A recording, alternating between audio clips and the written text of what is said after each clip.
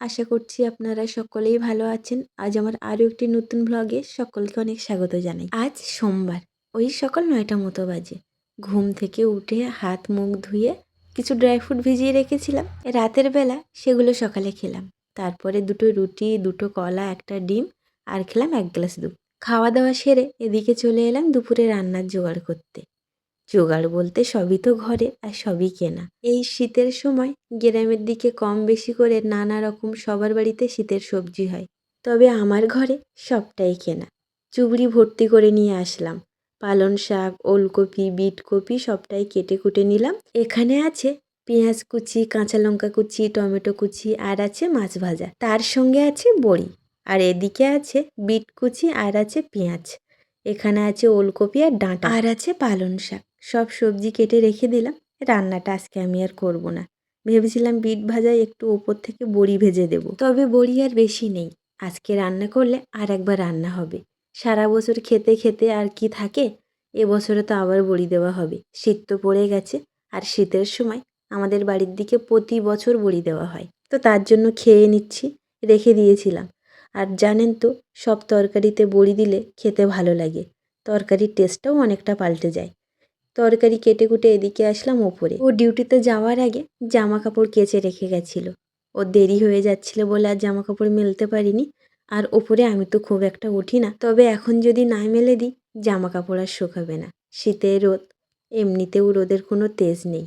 আর আজকে দেখছি বেশ ভালোই রোদ দিয়েছে, তবুও একটু সকাল সকাল জামা কাপড় না মেলে দিলে শুকাতে চায় না। এখন তো বাজে ওই 9টা মতো। 1টা 2টোর দিকে যদি জামা কাপড় মেলা হয়, তবে জামা কাপড় কেমন একটা স্যাঁতস্যাঁতে হয়ে থাকে, সেই বর্ষাকালে যেমনটা হয়ে থাকে তেমনটা। তবে 2-3 দিন পর পর যখন জামা কাপড় পরিষ্কার করা হয় তখন অনেকটাই হয়ে যায়। তার কারণে আমি বললাম, এক কাজ করো, তুমি সকালবেলা ডিউটিতে যাওয়ার আগে তুমি জামা কাপড় পরিষ্কার করে দিয়ে যাবে, আমি ওপরে গিয়ে মেলে দিয়ে আসবো। না করলে তো উপায় নেই, না হলে ওই জামা কাপড় যখন বেশি হয়ে যায় তখন কাচতেও কষ্ট হয়, আবার মেলতেও কষ্ট হয়। এদিকে ঠান্ডার সময় রৌদ্র তেমন পাওয়া যায় না, ওই জামা কাপড় স্যাঁতসেঁতে হয়ে থাকে। 2 দিন পর পর জামা কাপড় পরিষ্কার করা হয়, তবে এবারে না 1 সপ্তাহ পর পরিষ্কার করা হয়েছে। তার কারণে এত জামা কাপড় বেশি হয়েছে।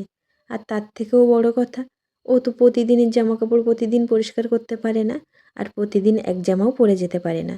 তবুও এখন একটা জামা 2 দিন করে পরতে হচ্ছে, কিছু করার নেই। আর তাছাড়াও ঠান্ডার সময় তেমন একটা অসুবিধা হয় না। জামা কাপড় মেলে নিচে চলে এলাম।